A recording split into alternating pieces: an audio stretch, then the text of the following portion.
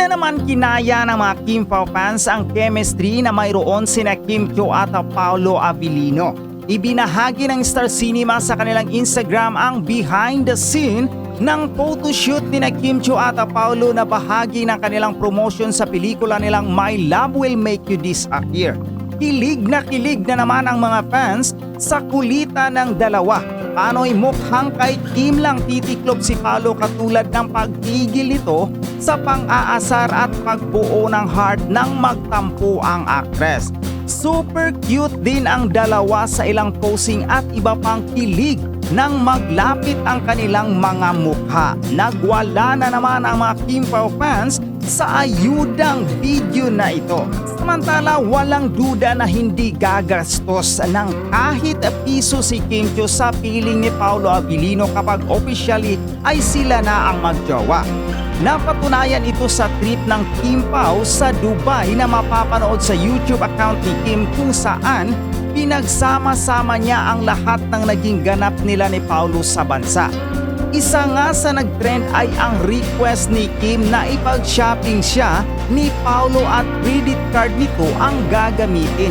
Walang kagatol-gatol na yes ang naging sagot ni Paolo na wala man lang pag-alinlangan sa kanyang reaksyon. Pero ang nagamit lang sa credit card ni Paolo ay isang eyeglasses at malayo sa inaasahan ng marami na mag-shopping spree si Kim. Isa rin sa napatunayan na sa trip na ito na hindi gagawing sugar daddy ni Kim si Paolo dahil isang item lang ang inilibre sa kanya ng huli sa halip na luxury bag, shoes o kahit alahas kung saan kilala ang nasabing bansa sa napakaraming gintong alahas. Ibig sabihin secure si Paolo na hindi siya gagatasan ni Kim kapag naging sila at baka nga bumakaw pa o humati pa ang aktres sa kanilang budget kung sakaling mag-travel sila together bilang magjowa. Samantala, nalinaw na rin sa vlog na sa Dubai kuha ang pagmi-makeup ni Kim kay Paolo bago sila sumalang sa show at hindi sa photoshoot para sa poster ng lalabas nilang movie ang My Love Will Make You Disappear. Walang makeup artist na kinuha para sa meet and greet a flash show. Naganap noon pang nakaraang taon na pero ngayon ini-uploadan ni Kim sa kanyang YouTube channel. Seb, some quick Kim Pao update today mga chika. But first of all, I sincerely apologize po sa maling impormasyon na naibigay ko sa inyo kahapon. Regarding yan mga kachika, no? Sa short clip kung saan makikita natin si Kimi na mini-make-upan si Paolo Abilino. So mga chika, if you could still recall sa mga nakapanood ng video ko kahapon, ang eksena nga na yun mga kachika, no? Ay para sa gagawing photoshoot ni Kimi tsaka ni Paolo sa kanilang official na movie poster. So mga kachika, kukorek ko lang ulit at makeup session video mga chika happened during Kimi and Paolo's visit sa Dubai. Hayaan nyo mga chika, babawi ako dahil ang tatalakayin natin ngayon is another Kim Pao update. At simulan nga natin yan sa ibinahaging vlog ni Kimi sa kanyang official YouTube channel. And I'm pretty sure lalo na sa mga subscribers dyan ni Kimi na napanood nyo na yan. Though itong Kim Pao visit na ito mga chika sa Dubai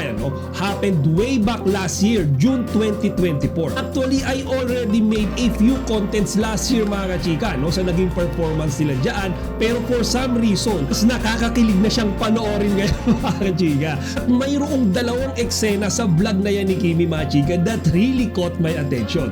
Una nga dyan mga chika ay nung nasa mall sila ni Paolo Abilino para mag-shopping, okay? Kasi nakakatawa to si Kimi Kasi mga chika, alam naman natin na may pera si Kimi, di ba? Technically, kaya niyang mabili yung mga gamit na gusto niya dyan sa mall na yan. Pero out of nowhere mga kachika, nagpalibre siya kay Papi Paolo ng shades, di ba? Sunglasses mga kachika. And then Paolo Abilino naman, no questions asked, binilan niya si Kimi. Sabi niya nga mga kachika, maliit na bagay lang daw yun. And I think mga kachika, ginawa yan ni Kimi, hindi dahil talagang gusto niya yung shades. Pero parang naglalambing lang siya kay Paolo mga kachika that time. And si Paolo naman, pinatulan niya. So it already signifies na June pa lang last year, there's already something going on with these two. Actually, meron ding isang picture doon mga kachika kung saan makikita natin si Kimi tsaka yung kapatid niyang si William kasama nila si Paolo Abilino. So mga kachika, ito June 2024 pa lang pala, pinakilala na ni Kimi si Paolo sa kanyang kapatid. O mga chika, ngayon kitang-kita nyo na proud na si Kiming i-flex yan sa lahat. Diba? Just recently nga lang kasama ni Kimi yung family niya, yung mga kapatid niya. And then nandun din si Paolo. So hindi na pala bago yun mga chika. Dati pa pala kilala si Paolo nung mga kapatid ni Kimi. And then mga chika, sinasabi ko naman yung pangalawang ganap dyan ay nung mini-make-upan ni Kimi si Paolo Abilino. Actually napagkamalan ko nga talaga to mga chika na recent video lang. So sa Dubai pa pala yung video na yan mga chika. And again yung nakakatuwa dyan, nakita nyo ba yung mukha ni Paolo Abilino? Sobrang komportable siya mga chika nung mini-make-upan siya ni Kimi, di ba? Inaayusan siya mga chika. Actually napapapikit pa nga si Paolo mga chika habang hinahaplos-haplos ni Kimi yung mukha niya. And then Kimi naman, if you look closely, talagang gustong-gusto niya yung ginagawa niya kay Papi Paolo. Kaya nga, like what I said earlier mga chika, mas nakakakilig panoorin yung mga videos ngayon ng Kim Pao kahit na yung mga ganap na yan ay nangyari pa June last year. Isipin nyo mga chika, wala tayong kaalam-alam. Ganyan na pala sila ka-sweet even pa before. Actually mga chika, if you could still recall, nung mga panahon na yan, maugong pa yung bulong-bulungan na yung Kim Pao daw ay pure scripted lamang. Diba? Kumbaga sweetness daw nila ay ginagawa lang dahil sila ay may mga shows, diba? May mga out of town events, and dahil nga sila ay mayroong series. Most of all mga chika, lagi silang no comment kapag tinatanong sila tungkol sa kanilang relasyon. Ngayon mga kachika, ang lakas na ng loob ni Kimi, diba? Na-expose yan na ganyan na pala sila ka-sweet ni Paolo Abilino noon pa mga chika. And then another Kim Pao update naman tayo mga chika, no? At tungkol naman ito sa ginawa nilang photoshoot kahapon para sa poster na gagamitin nila officially sa kanilang first ever movie na My Love Will Make You Disappear. And I'll be honest with you mga chika, lalaki ako pero habang pinapanood ko yung mga behind the scenes dyan sa photoshoot nila dyan, talagang hindi ko kapigil ang kiligin mga chika. Nakita nyo ba yung ngiti nilang dalawa during the pictorial mga chika? Nakita nyo ba si Kimi kung paano siya yumakap kay Paolo? And then si Paolo mga kachika, sobrang komportable siya kapag si Kimi naman ay nakayapo sa kanya. Tuwang-tuwa talaga ako siya mga kachika. Kasi it's been a long time na rin mula nung gumawa sila ng mga ganyang pictorial. If I remember correctly mga kachika, official poster pa yon nung series naman nila na What's Wrong with Secretary Kim. So mga chika, ngayon mas kitang-kita nyo kung gaano na sila ka-close sa isa't isa. Mas komportable sila, feeling at ease. Wala na nga ka-effort yung pagiging sweet nila sa isa't isa mga chika. Alam niyo yung parang very natural na hindi na nila pinipilit. Parang ganun na ganun talaga sila mga kachika in real life. Pati kasi si Kimi lang most of the time yung parang nag-e-enjoy, yung nagdadala. Ngayon, si Paolo Abilino yung makikita nyo na mas kinikilig pa sa kanilang dalawa mga kachika. Ito pa mga chika, there's this one thing that really surprised me kasi nung nagkaroon sila ng maikling interview with MJ Felipe, mga chika, inamin nila na yung movie trailer pala nila na ipinakita sa atin before, yung initial movie trailer ng My Love Will Make You Disappear. Mga chika, konsepto pa lang pala yun, wala pa siyang narrative. Ba yung nakita natin si Paolo Abilino na tumatakbo tapos nabanggaan niya si Kimi tapos basang-basa sila sa ulan.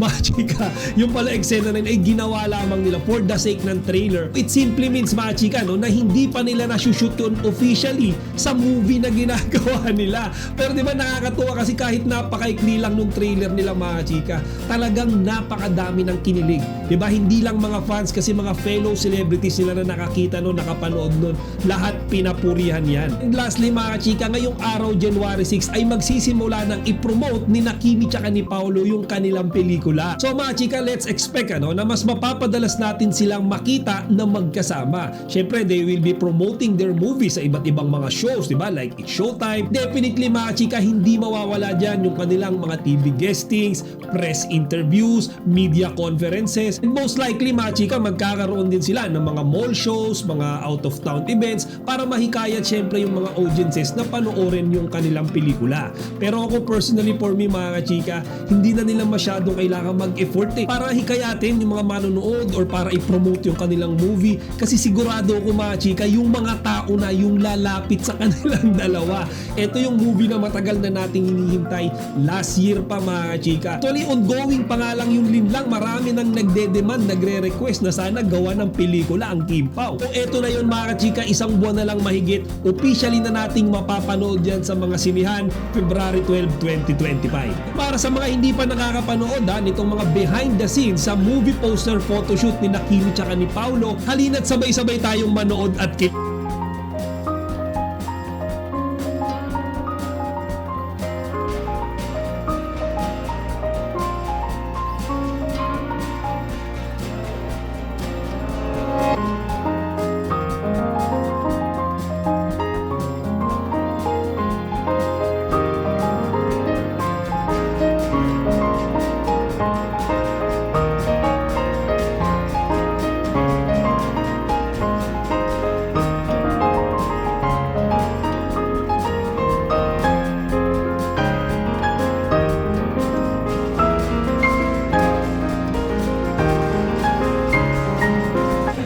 Pao, Happy New Year! Happy New Year! Good to see you guys again. Ito na, officially magsisimula na ng promo ng inyong pelikula. Yes, actually, start na kami tomorrow. Promote in several shows and several guestings. And ngayon, naka-start kami ng Victoria. May poster na kami! Curious nga kami kasi yung teaser na pinakita niya parang wala pa parang ginawa yung picture. Oo, umulan. Nung nagkita, tumigil yung ulan. Wala pang narrative, wala pang story. Wala pa. Pero thankful kami kasi parang nag-gets na nila na parang may K-drama vibe. O siya mga chika, hanggang dito na lang muna. Sana huwag nyo kalimutang ibahagi ang inyong mga opinion dito sa comment section.